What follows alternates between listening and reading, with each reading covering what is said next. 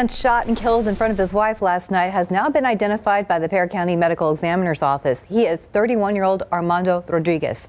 San Antonio police were called to a home on Randall Avenue near South General McMullen for 2 people injured. And when they got there, they found Rodriguez and his wife with multiple gunshot wounds. Now, police say they were sitting in the vehicle near their home when a white truck and silver vehicle pulled up and someone inside that vehicle fired at them. Rodriguez was pronounced dead at the scene. His wife was taken to the hospital in critical condition. Now to an ABC News exclusive interview with Vice President Mike Pence, who has a book coming out this week. As ABC's Andrew Dimbert reports, this is his first network interview since the January 6th riot at the U.S. Capitol.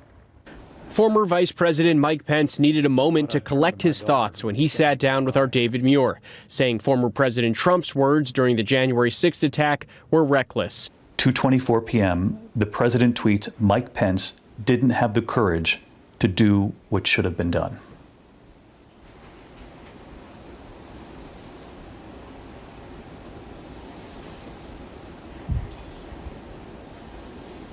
It angered me.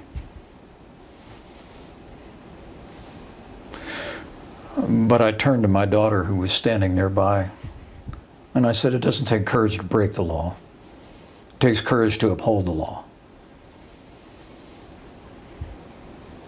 I mean, the president's words were reckless.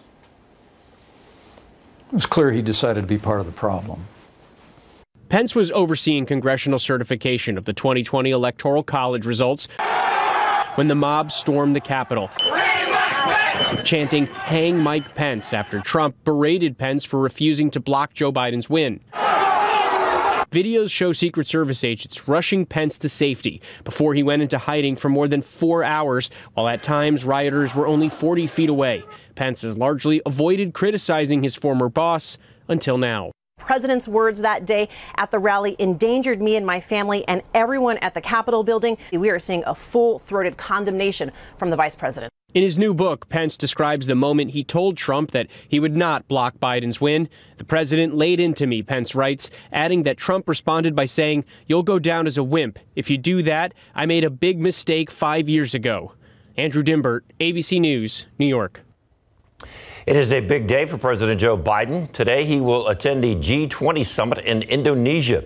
He's called for expelling Russia from that group. Before that summit, Biden is having a bilateral meeting with Chinese President Xi Jinping. On his agenda, there's the first in-person conversation since Biden became president.